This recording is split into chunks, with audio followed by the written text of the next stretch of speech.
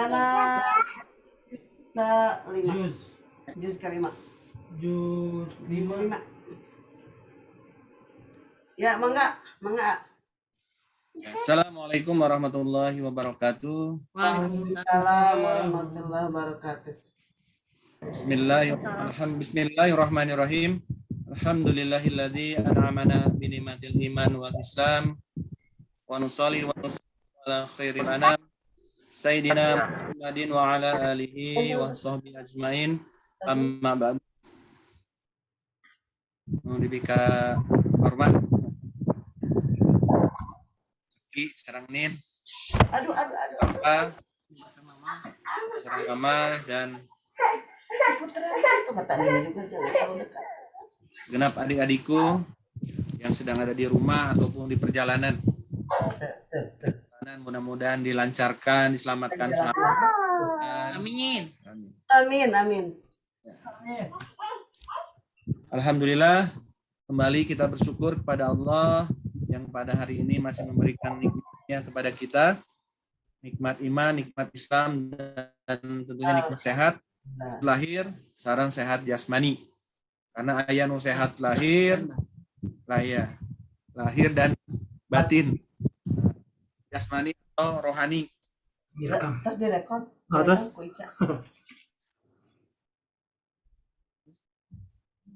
Mudah-mudahan kenikmatan yang Allah berikan itu membuat kita lebih taat kepada Allah dan lebih meningkatkan takwa kita kepada Allah Subhanahu wa taala. Amin. Dan salam semoga curah kepada uswah dan kedua kita yaitu Nabi Muhammad sallallahu alaihi wasallam. Ucapan Allahumma sholli ala sayyidina Muhammad wa Allahumma sholli ala sayyidina Muhammad wa ala ali Muhammad. bulan Hijriah. Hari ini kita sudah masuk di Rabiul Awal. Hijriah, di mana di bulan ini umat Islam ya, ada yang memperingati tentang Maulid Nabi Muhammad Shallallahu Alaihi Wasallam.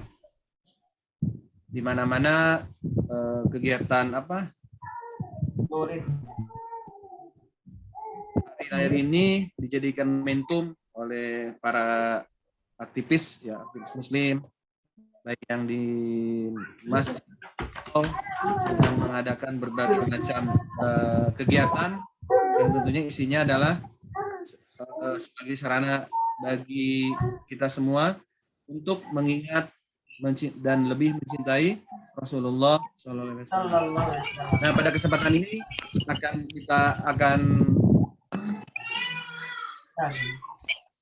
saya sampaikan terkait dengan Rasulullah sebagai teladan umat tentang akhlak Rasulullah. Sebagaimana dalam surat Al-Ahzab ayat 21, A'udzubillahi minasyaitonirrajim. Laqad kana lakum fi Rasulillahi uswatun hasanah liman kana yarjullaha wal yaumal akhir wa dzakarallaha katsira. Teladan pada diri Rasulullah itu suri teladan yang baik bagimu, yaitu bagi orang yang berharap rahmat Allah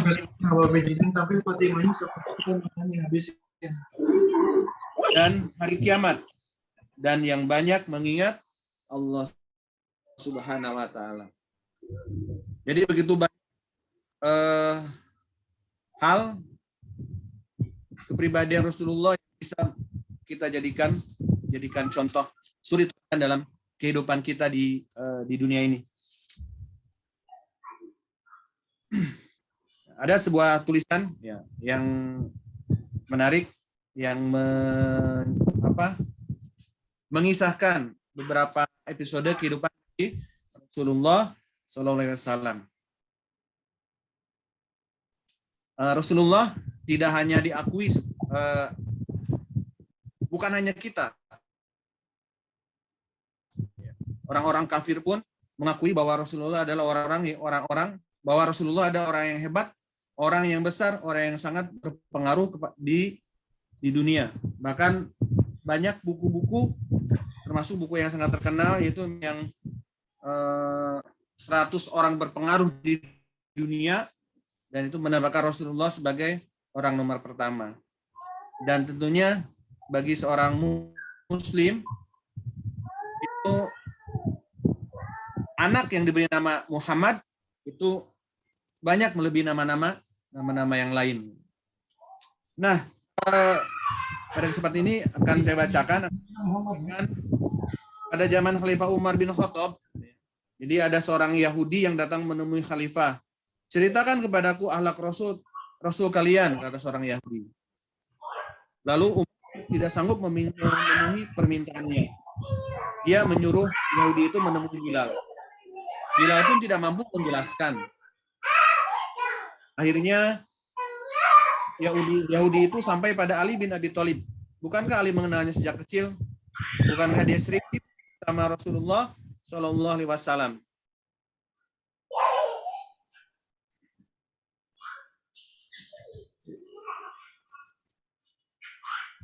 Namun ternyata ahli sahabat setia yang mengenal Nabi SAW lebih dari dirinya tidak sanggup melukiskan akhlak Nabi SAW.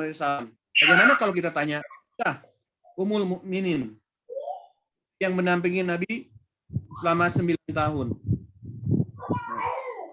Saat bin Hisam bertanya kepadanya tentang akhlak Rasulullah, Aisyah balik bertanya, apakah kamu membaca Al-Quran? Tentu saja, jawab Sa'ad. Akhlaknya Al-Quran. Ketika Aisyah didesak memberhentinya, Aisyah menyuruh orang untuk membaca ayat surat Al-Mu'minun. Nah, jadi melukiskan akhlak Rasulullah menurut penulis ini dengan seluruh Al-Quran juga merupakan bukan pekerjaan yang mudah. Al-Quran adalah kalam Allah. Tandanya semua samudra dijadikan tinta dan semua pepohonan dijadikan kalam, maka akan habis belum selesai menuliskan kalimat Allah. Nabi Muhammad adalah personifikasi Al-Quran. Nabi adalah Al-Quran yang berjalan. Kadang para sahabat ditanya tentang Rasulullah, mereka hanya sanggup menceritakan fragmen dari kehidupan saja. Fragmen yang mereka rasakan paling mengesankan dalam pengalaman bersama Nabi yang mulia. Ketika Abdullah bin Umar dan dua orangnya menemui Aisyah dan meminta bercerita tentang Nabi, Aisyah menarik napas panjang. Kemudian dia menangis, semua perilakunya mempesonakan. Abdullah menangis lagi, ceritakan kepada kami yang paling mempesonakan dari semua yang pernah Anda saksikan. Lalu Aisyah menceritakannya sepotong kisah indah bersama Rasulullah.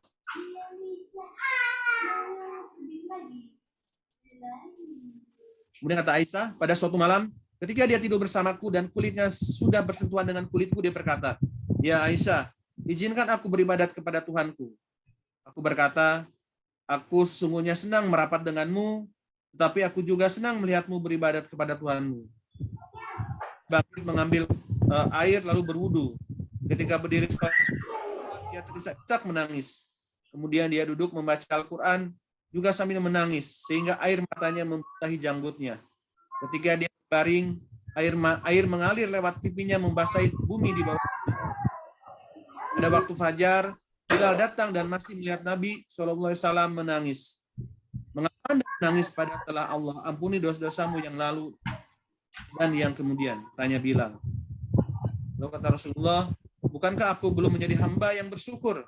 Aku menangis karena tadi malam turun ayat Al-Imran ayat 190-91 yang artinya celakalah orang yang membaca ayat ini dan tidak mengerti. Kemudian salah seorang sahabatnya bercerita lagi tentang Rasulullah. Abdullah Al-Bajali. Saat yang paling indah ialah ketika ia mendatangi majelis Nabi. Karena datang terlambat, tempat pun penuh. Dia lalu mencari-cari tempat duduk. Nabi yang mulia membuka gamisnya dengan tangannya sendiri. Dia melipat baju itu, lalu mengantarkannya kepada Abdullah. Jadikan ini untuk tempat dudukmu, kata Rasulullah. Setelah mendudukinya, dia mencium baju Nabi dengan air mata yang berlinang. Ya Rasulullah, semoga Allah memuliakanmu sebagaimana Anda telah memuliakanku. Senyum Nabi berkata, bila datang kepada kalian orang yang mulia dari satu kaum, muliakanlah dia. Peristiwa itu adalah penggalan kehidupan Nabi yang tidak akan terlupakan.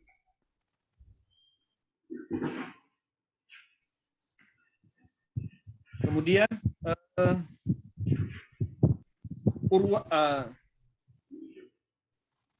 bila Rasul datang ke suatu tempat, manusia-manusia berbondong menemuinya.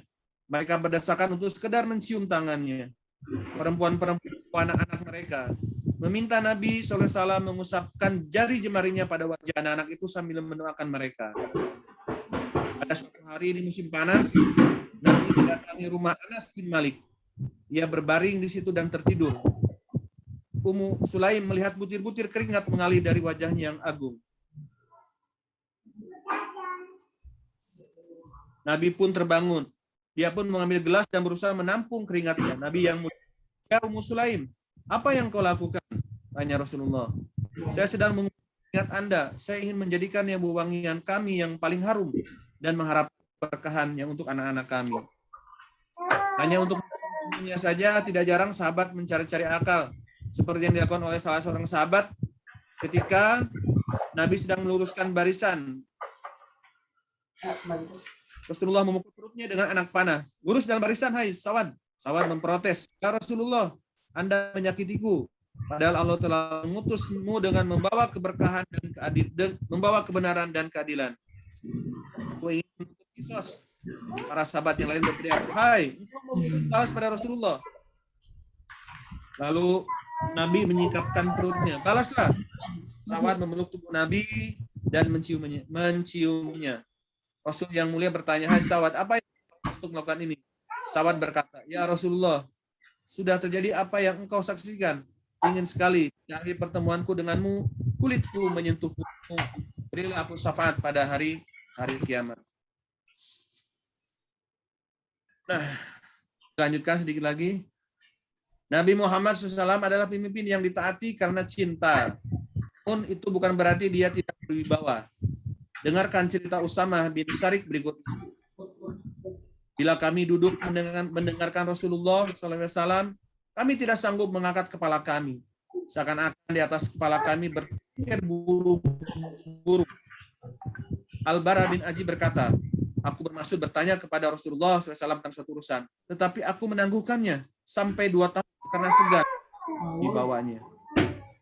Pernah seorang dusun menemui Nabi, tubuhnya bergetar sehingga Nabi berusaha menenangkannya. Kenapa? Kata Rasulullah, "Aku manusia biasa dan suka makan daging juga." Rasulullah berwibawa bukan karena menggunakan kekerasan, kekuasaan, atau kekayaan. Dia berwibawa karena dicintai oleh umatnya. Kemudian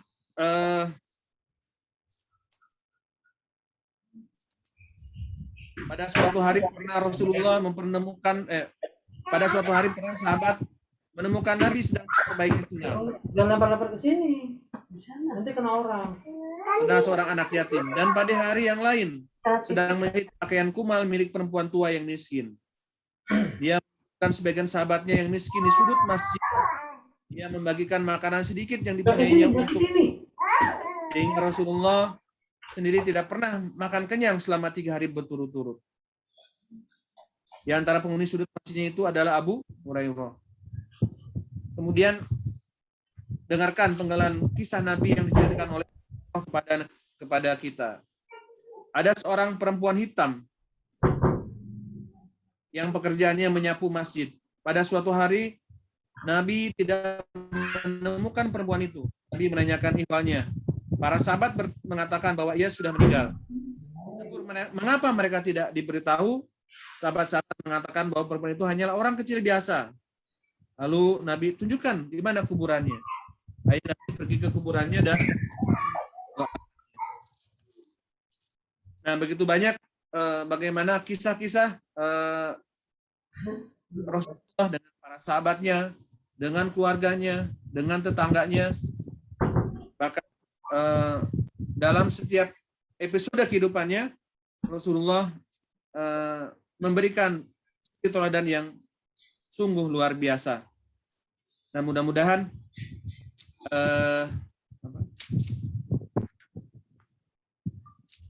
kita bisa meningkatkan kecintaan kita kepada Rasulullah SAW. Dan mudah-mudahan kelak di akhirat kita memperoleh manfaat dari beliau. Amin. Ya, terima kasih. Billahi taufiq wal hidayah. Assalamualaikum warahmatullahi wabarakatuh. Waalaikumsalam warahmatullahi wabarakatuh. Bapak ditutup doa. Manggi Anandar nuju nyetir. Ari nuju wagelan eta aya PR. Alhamdulillahirabbil alamin. Dandan tos masih materi bagaimana upaya kita meningkatkan kecintaan kita kepada Rasulullah. Menurut salah satu indikatornya adalah kita mengikuti jejak dan melaksanakan sunnah-sunnah Rasul. Sunnah Rasul diantaranya yang telah disebutkan oleh Dandan tadi, menteladani kepemimpinan beliau ketika di rumah tangga, ketika di masyarakat, dan ketika memimpin negara. Begitu. Tidak ada salahnya juga seperti di dalam surat Al-Fat, Muhammadur Rasulullah walladzina ma'ahu asyiddaw 'alal kufar. Surah Al-Fat, As-Salawat Muhammad itu tuh. Di antaranya itu, Muhammad itu adalah utusan Allah. Barang siapa yang mengikutinya, asyiddaw 'alal kufar, sangat benci, sangat keras, sangat melarang dan menjauhi hal-hal yang menjadi kekafiran. Baik itu secara perilaku maupun secara ucapan dan juga akhlak-akhlak Yahudi dan Nasrani. Itu ya. Mudah-mudahan apa yang disampaikan oleh Dandan tadi menjadikan inspirasi untuk kita semua dan cucu-cucu kita semua dan anak-anak kita semua. Sehingga menjadi betul-betul bagaimana mencintai Rasulullah anak-anak kita di zaman yang sangat-sangat kritis ini, kritis akhlak ini gitu. Mudah-mudahan kita bisa mendidik anak-anak kita itu menjadi cinta Rasul. Ya, mungkin diawali dari kita sebagai orang tuanya melaksanakan hal-hal apa yang telah dilaksanakan oleh Rasulullah SAW. Ayo orang berdoa, mudah-mudahan yang sedang di perjalanan oleh Allah Subhanahu wa Ta'ala diselamatkan semuanya, dilancarkan di jalannya, dan disehatkan jasmani serta rohani semua.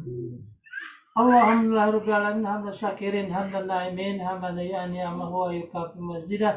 Ya Rabbana lakal hamdu kama yanbaghi li jalali wajhil karimi wa azimi sultanik. Allahumma hadina bil huda wa naqina bit taqwa waghfir lana dzunubana liwali walidayna wal ikhwanina wal jami'il muslimina wal muslimat wal mu'minina wal mu'minat al ahya'i minhum wa amwat. Rabbana zalamna anfusana wa illam taghfir lana wa tarhamna lanakunanna minal khasirin. Allahumma ighfir lahum warhamhum wa'afihim wa'fu anhum wa akrim nusulahum wa wasi' madkhalahum. Rabbana ighfir lana dzunubana li walidayna wa li ikhwanina wa li jami'il muslimina wal muslimat wal mu'minina wal mu'minat al ahya'i minhum wa amwat. Rabbana atina fid dunya hasanah wa fil akhirati hasanah wa qina adzabannar. Subhana rabbika rabbil izzati amma yasifun wa salamun alal mursalin walhamdulillahi rabbil alamin. Al-Fatihah. A'udzubillahi minasyaitonir rajim. Bismillahirrahmanirrahim. Alhamdulillahirabbil alamin. Bukan ada itu.